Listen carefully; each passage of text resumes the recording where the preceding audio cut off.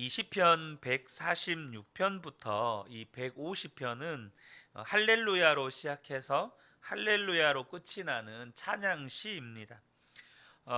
시편 145편에서 다윗이 찬양시를 시작하면서 150편까지 다윗이 이 찬양시를 썼다고 알려져 있습니다. 오늘 1절은 이렇게 시작합니다. 할렐루야 내 영혼아 주님을 찬양하여라. 그런데 이 1절의 말씀보다 더 제 마음에 깊은 어떤 도전과 감동이 되는 말씀은 2절의 말씀이었습니다. 2절에 내가 평생토록 주님을 찬양하며 내가 살아있는 한 내 하나님을 찬양하겠다. 여러분, 저와 여러분도 하나님을 찬양합니다. 그런데 이 다윗의 고백에서 뭔가 더 깊고 더 짙은 어떤 믿음의 고백, 어떤 특별한 어떤 고백이 느껴집니다. 다윗의 마음의 중심에 이 뜨거움, 주님을 향한 어떤 사랑, 이런 갈망은 보통 우리가 하나님 앞에 찬양을 드릴 때의 느낌과는 조금 다른 것 같습니다. 혹시 여러분 가운데 내가 평생토록 주님을 찬양하며 내가 살아있는 한 내 하나님을 찬양하겠습니다, 이렇게 고백해 본 적이 있으십니까? 이 고백을 보면 다윗이 여호와의 법궤가 예루살렘에 들어올 때 너무 기뻐서 바지가 내려가는지도 모르고 하나님 앞에 이렇게 찬양했던 그 당시의 어떤 장면이 연상이 됩니다. 다윗은 너무 좋아서 하나님을 뛰면서 하나님을 찬양했었죠. 왕의 신분입니다. 그런 다윗을 보면서 미갈은 다윗을 책망하죠. 왕의 채통도 없이, 왕의 체면도 없이 그게 무슨 짓이냐고. 그때 다윗이 이런 고백을 했습니다. 사무엘하 6장 21절인데요. 이는 여호와 앞에서 한 것이니라. 그가 내 아버지와 그의 온 집을 버리시고 나를 택하사 나를 여호와의 백성 이스라엘의 주권자로 삼으셨으니 내가 여호와 앞에서 뛰놀리라. 하나님 앞에서 무슨 위신이 있고 또 채통이 있느냐는 것이죠. 그것이 바로 다윗의 믿음이었습니다. 다윗은 진짜 하나님을 믿은 거죠. 하나님 앞에서 자기가 왕이라는 것이 무슨 의미가 있느냐는 것입니다. 여러분, 그 미갈은, 그렇게 다윗을 이렇게 책망했던 미갈은 하나님을 안 믿었습니까? 여러분, 미갈도 하나님을 믿었습니다. 하지만 미갈은 채통이 더 중요했습니다. 위신이 더 중요했습니다. 사람들에게 받는 평가나 인정이 더 중요했습니다. 그러니까 하나님 앞에서 채통 없이 뛰면서 찬양하는 건 사람들 앞에서는 부끄러운 일이라 이겁니다.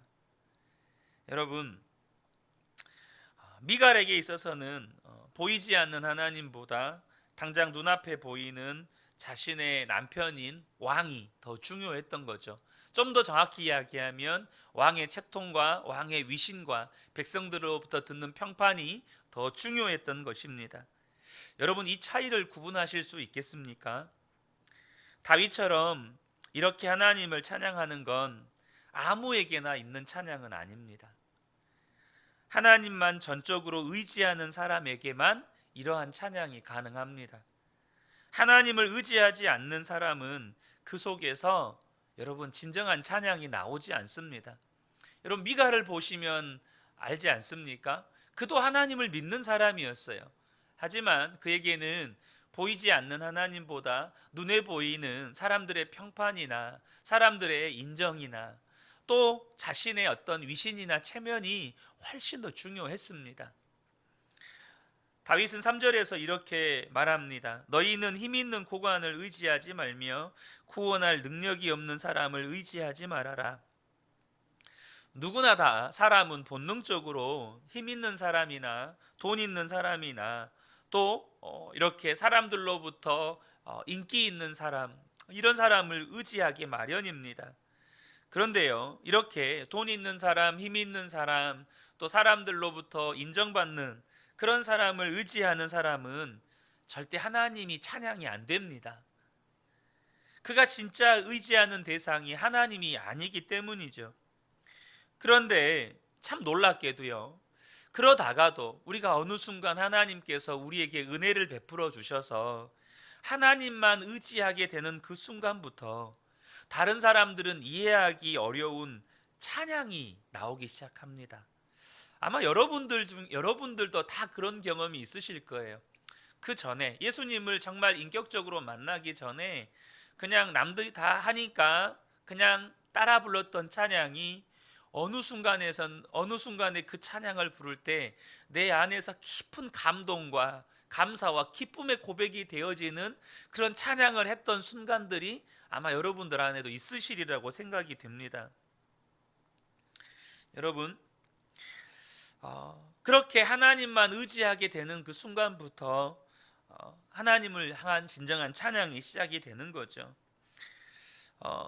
돈 있는 사람, 또 힘 있는 사람을 의지하는 사람은 하나님이 찬양이 안 되는 것만이 문제가 아니고 그 인생이 정말 위험하다는 겁니다. 그것 때문에 결국에는 실패하고 좌절하고 낙심하는 것입니다. 왜요?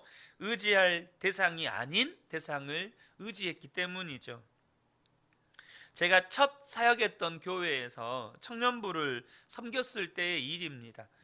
한 번은 청년들을 데리고 수련회를 갔는데 이제 수련회를 마치고 청년들과 잠시 교제하는 시간을 가지면서 그 수련회 갔던 그곳에 교회에서 했었는데 그 목사님의 안내를 받아서 이렇게 주변을 그냥 이렇게 교제하기 위해서 주변을 이렇게 어떻게 보면 돌아보았습니다. 근데 목사님 꼭 거기를 한번 가보라고 해서 가봤더니 굉장히 멋진 전망대는 아닌데 이렇게 바다를 내려다 볼 수 있는 그래서 전망대 같이 이렇게 좀 조성이 되어 있는 곳이었습니다. 그래서 거기에서 청년들과 함께 이제 기념사진을 이렇게 찍으려고 하는데요. 그 난간에 올라가지 말라고 이렇게 다 안내가 돼 있어요. 근데 꼭 하지 말라고 하면 하는 애들 있잖아요. 그 중에 청년 한 친구가 그 난간에 올라가서 사진을 찍었어요. 그러니까 이제 난간에 올라가서 이렇게 딱 걸터 앉았는데 저는 이제 앞쪽에서 사진을 이렇게 카메라를 바라보고 있었죠. 갑자기 우찌근하게 하면서 뭐가 무너지는 소리가 확 나는 거예요. 그 난간이 이렇게 한쪽이 부러져 가지고 이렇게 내려앉은 거였습니다. 근데 제가 그 소리가 나는 순간에 정말 그 온몸에 그 털이 곤두서는 소름이 돋는 거예요. 이 밖으로 떨어졌을까 봐. 다행히 청년이 이렇게 기지를 발휘해가지고 순간 앞에 있는 청년들을 붙잡고 앞으로 이렇게 순간 넘어졌는데 그 밑에 난간이 수십 미터 아래 절벽이었거든요. 여러분, 우리 인생이 똑같습니다. 여러분, 우리가 왜 그렇게 열심히 사는데도 실패하고 좌절하고 또 실망하고 낙심을 하게 될까요? 우리가 의지할 수 없는 것, 또 의지해서는 안 되는 것을 의지하고 살았기 때문입니다. 4절에 이렇게 말씀합니다. 사람은 숨 한 번 끊어지면 흙으로 돌아가니 그가 세운 모든 계획이 바로 그날에 다 사라지고 만다. 여러분, 힘 있는 사람, 돈 있는 사람, 또 권력 있는 사람, 인기 있는 사람도 실제로는 아무 힘이 없다는 말입니다. 나를 도와주려고 해도 아무것도 아니라는 것만 드러나게 된다는 거예요. 정말 우리가 안타까운 건 예수를 믿고도 힘 있고 돈 많고 또 권력이 있는 사람을 의지하게 되는 것, 이게 정말로 안타까운 일이죠. 우리나라는 역사적으로 보나 또 지리적으로 보나 또 국제 역학 관계적으로도 보나 늘 강대국 사이에 끼어 있는 나라 아닙니까? 역사 속에서도 그 강대국 속에서 정말로 이렇게 시달림을 받았었고 지금도 여전히 국제 외교 관계에서 중국을 의지할 거냐, 미국을 의지할 거냐 이런 부분에 대한 논란이 많습니다. 여러분, 근데 이게 정말 안타까운 일입니다. 미국도 중국도 우리의 의지할 때가 못 됩니다. 하나님만 우리나라를 지키실 수가 있는 겁니다. 그런데 문제는 예수를 믿는 성도들조차도 하나님을 제대로 안 믿으니까, 하나님이 안 믿어지니까 예수를 믿는 사람들 사이에도 미국을 의지해야 되냐, 중국을 의지해야 되냐, 이런 말이 나오는 겁니다. 어느 한 청년 자매가 울면서 목사님께 상담을 요청해 왔습니다. 자기가 하나님 앞에 헌신하겠다는 결단을 못 하겠다는 거예요. 특별히 이 자매는 외무고시를 준비하고 있었는데, 만약 그렇게 해서 자기가 헌신하겠다고 해서 하나님께서 외무고시를 포기하라고 하면 어떻게 하느냐는 겁니다. 그래서 목사님이 물었대요. 하나님이 외무고시를 포기하라고 하시더냐? 그랬더니 그건 아니라는 거예요. 근데 혹시라도 그렇게 하면 어떻게 하느냐는 겁니다. 여러분, 뭘 말하는 겁니까? 하나님을 불신하고 있는 겁니다. 하나님을 믿는다고 하지만 마음속에 여전히 하나님은 까다로운 하나님, 내가 좋아하는 것은 다 가져가시는 하나님, 또 내가 싫어하는 것을 억지로 시키시는 하나님. 그래서 그 자매를 위해서 기도할 때 딱 한 가지만 기도하셨다고 합니다. 하나님, 이 자매가 하나님을 좋은 하나님으로 알게 해주십시오. 그 한 가지를 기도했다는 거예요. 그런데 그 자매가 그 한 가지 기도 앞에 그냥 펑펑 울면서 꼬꾸라지는 겁니다. 그리고는 그 다음에 하나님께 자신의 삶을 헌신하겠다고 기쁨으로 고백하게 되었다는 겁니다. 여러분들 중에 혹시 그런 말을 들어보셨는지 모르겠습니다. 어떻게 나약하게 보이지도 않는 하나님을 의지하고 사느냐? 흔히 하나님을 믿지 않는 사람들이 하는 말들입니다. 무언가를 의지한다는 건 그만큼 네가 나약하다는 거다. 네 힘을 믿고 살아야지. 특별히 이 시대의 정신이 그겁니다. 내가 모든 것을 할 수 있다는 거예요. 내 생각이 바뀌고 내 마음이 바뀌면 모든 것을 할 수 있다는 겁니다. 여러분, 그건 나약한 게 아니고요. 또 그렇게 말을 하는 건 정말 몰라서 그렇게 말을 하는 겁니다. 여러분, 만약에 갓난아이에게 너는 어째 나약하게 부모를 의지하느냐라고 말을 한다면 여러분, 그 말을 어떻게 들으시겠습니까? 그건 말이 안 되는 말입니다.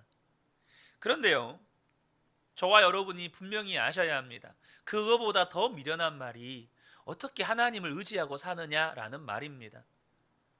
여러분, 우리의 영적 상태는 우리가 눈에 보이지 않아서 그렇지 어린아이보다 더 위험에 노출되어 있다는 사실을 아셔야 합니다. 여러분, 그 갓난아이보다 더 큰 위험에 노출되어 있는 것이 우리의 영혼의 상태입니다. 실제로 예수를 믿는 많은 사람들 중에 정말 땅이 꺼지는 것 같고 하늘이 무너지는 것 같은 위기 속에서 내가 아무것도 아니구나, 내가 할 수 있는 것이 아무것도 없구나, 그 사실을 철저하게 깨닫고 하나님을 붙잡은 사람들이요, 수도 없이 많습니다. 여러분, 그렇지 않습니까? 내 힘으로 도무지 어떻게 할 수 없는 문제 앞에서 정말 처절하게 내가 아무것도 아닌 것을 깨닫고 하나님만 의지하게 되었던 수많은 믿음의 사람들이 있습니다. 우리 자신이 너무너무 연약하다는 것, 그래서 오직 하나님만 의지해야 한다는 것을 깨달은 사람이 지혜로운 사람입니다. 그 사람이 복이 있는 사람인 거죠. 5절에 다윗이 이렇게 고백합니다. 야곱의 하나님을 자기의 도움으로 삼고 자기의 하나님이신 주님께 희망을 거는 사람은 복이 있다. 여러분, 이 믿음이 아무에게나 생기는 것이 아닙니다. 하나님만 의지하는 믿음, 누구에게나 이런 믿음이 생기는 게 아니에요. 엘리야 시대 때 이스라엘 백성들이요, 하나님을 믿었습니다. 그런데 안타깝게도 바알도 섬겼습니다. 그러니까 바알과 이 하나님 사이에서 왔다 갔다 하는 거예요. 그들의 영적 상태가 양다리를 거치고 이렇게 사는 겁니다. 그것을 본 이 엘리야 선지자가 너무나도 안타까워서 바알 제사장들에게 하늘에서 불을 내리는 신이 진짜 신이다, 우리 한번 대결해 보자, 그렇게 영적 대결을 제안하고 몰려드는 이스라엘 백성들을 다 앞에다 모아놓고 그들에게 도전을 했습니다. 열왕기상 18장 21절인데요. 엘리야가 모든 백성에게 가까이 나아가 이르되 너희가 어느 때까지 둘 사이에서 머뭇하려느냐. 여호와가 만일 하나님이면 그를 따르고 바알이 만일 하나님이면 그를 따를지니라 하니 백성이 말 한마디도 대답하지 아니하는지라. 여러분, 안타깝지 않습니까? 왜 대답을 못하죠? 우리가 하나님만 믿겠습니다. 우리가 하나님만 의지하겠습니다. 왜 이 대답을 못하느냐는 거예요. 근데 여러분, 이것이 이 시대에 너무나도 많은 그리스도인들이 처해 있는 영적인 실상입니다. 하나님을 믿는다고 말하는 많은 성도들 중에 나는 하나님만 믿겠습니다, 나는 세상 그 어느 것도 의지하지 않고 나는 하나님만 의지합니다, 이 대답을 제대로 하지 못하는 성도들이 많습니다. 여전히 그 마음 한켠에 돈이 자리 잡고 있어요. 여전히 그 마음 한켠에 사람이 자리를 잡고 있는 겁니다. 아니, 주님은 마음 한켠으로 밀려나 있고 그 마음의 중심에 돈이 있고 사람이 있고 그런 겁니다. 여러분, 혹시라도 하나님 외에 따로 믿고 의지하는 대상이 있다면 빨리 정리하셔야 합니다. 그것 때문에 우리가 무너지는 겁니다. 그것 때문에 우리가 실망하고 낙심하고 좌절하고 방황하게 되는 겁니다. 하나님이 정말로 그렇게 믿고 의지할 만큼 그런 하나님인지 내가 실제로 체험해 보지 못했으니 그런 거 아닙니까? 여러분, 성경이 있습니다. 이 성경책은 하나님이 우리에게 읽으라고 주신 겁니다. 이 성경책 안에는 하나님이 천지를 지으신 하나님이시고 지금도 우리의 삶 가운데 함께 계시는 하나님이시고 진짜 하나님만 유일하게 우리에게 믿을 대상이 되시는 하나님이시고 우리를 여전히 포기하지 않고 사랑하시는 하나님이신 것을 끊임없이 우리에게 증언해 줍니다. 여러분, 이 성경을 읽기만 시작해도 하나님만 의지하는 것에 대해서 우리 속에서 역사가 일어납니다. 저는 우리 모든 성도님들이 언제나 말씀을 결론 삼는 은혜가 있으시기를 축복합니다. 언제나 진리로 결론 삼는 은혜가 있으시기를 축복합니다. 때로는 이해가 안 되는 상황에 직면하죠. 때로는 도무지 감당이 안 되는 문제를 마주하게 됩니다. 도무지 해결이 안 될 것 같은, 해결의 기미가 보이지 않는 형편에 처하게 되기도 합니다. 여러분, 그때요, 말씀으로 결론 삼는 저와 여러분 되시길 축복합니다. 그냥 말씀 앞에 서는 겁니다. 이해 안 돼도 하나님, 도무지 내 힘으로 기미가 안 보입니다. 도무지 아무것도 하나님 출구가 안 보입니다. 심지어 이 말씀이 믿어지지도 않습니다. 그러나 주님, 내가 이 말씀으로 결론 삼고 아멘 하겠습니다. 이 은혜가 우리에게 날마다 필요한 겁니다. 부끄럽게도 전 좀 아프게 배웠습니다. 하나님만 의지해야 한다는 것을 정말 아프게 배웠어요. 이 말은 제 아내나 그리고 저와 함께했던, 저와 사역했던 동역자들이 저에게 해 주었던 말입니다. 그때는 그 말이 한편으로는 부정도 하면서 한편으로는 이게 또 한편으로는 내가 인정받는 말이구나라고 생각까지도 했었습니다. 뭐였냐면 제 아내는 저한테 그런 말을 했습니다. 당신은 아내인 나보다 담임 목사님을 더 사랑하는 것 같아. 이런 말을 제 아내가 줄곧 저에게 자주 했었습니다. 또 저와 함께 했던 사역자들은 신 목사님의, 담임 목사님에 대한 신뢰는 절대적인 것 같아요. 저는 그 말을 들을 때 한편으로 불편하기도 했지만 한편으로는 제가 인정받는 것 같아서 한편으로는 좋았어요. 근데요, 제 깊은 속을 들여다보면 제 안에 그런 죄가 꿈틀거리고 있었습니다. 내가 이 한 목사님 밑에서 이렇게 교육자 생활을 쭉 하다 보면 이분이 나를 성공적인 목회자로 이끌어 주시겠구나. 이렇게 내가 쭉 한 목사님 밑에서 사역하면 사람들로부터 인정받는 목회자가 되겠구나. 혹 이렇게 쭉 가면 큰 교회, 대형 교회 담임 목사로 청빙받아 갈 수도 있겠구나. 그런 육신적이고 이기적인 그런 욕망이 제 안에 감추어져 있었던 겁니다. 여러분, 저는요 정말 아프게 배웠습니다. 하나님만 의지해야 된다는 거 제가 어젠가 그제도 말씀드렸었죠. 그때는 그게 제 안에서 진정한 고백이 안 됐습니다. 진짜 의지하지를 않으니까, 하나님만 진짜 의지하지 않으니까 주님만 바라보아야 한다는 이 고백이, 입술로는 고백을 하는데 뭔가 내 안에서 진정성이 없는 그런 말이 있죠. 우리 흔히 이런 말 하죠. 영혼이 없다고. 뭐 영혼이 없다고까지 표현하는 건 너무 극단적인 표현이겠지만 제 안에 주님만 바라보아야 한다는 이 고백에 뭔가 힘이 실리지 않았어요. 여러분, 우리 성도님들이 아프게 배우지 않으셨으면 좋겠습니다. 여러분, 저와 여러분의 삶의 진정한 찬양은 하나님만 의지할 때 나오는 겁니다.